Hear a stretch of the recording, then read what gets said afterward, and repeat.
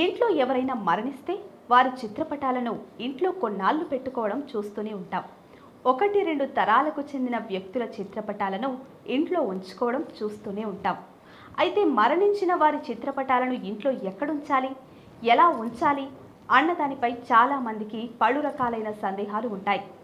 ఒకవేళ మనం ఇంట్లో పూర్వీకుల ఫోటోలు లేకున్నా వారికి తగిన పూజలు చేయడం, సంవత్సరికాలు జరపడం మానకూడదు.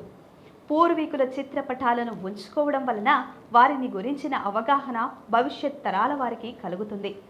అయితే పూర్వీకుల ఫోటోలను దేవుడి గదిలో ఉంచొచ్చా లేదా అనే సందేహాలు కలుగుతూ ఉంటాయి. వాటికి సమాధానాలు ఇచ్చే ప్రయత్నం ఇప్పుడు చేద్దాం. పూజ గదిలో చనిపోయిన వ్యక్తుల ఫోటోలను ఉంచుకోకూడదు.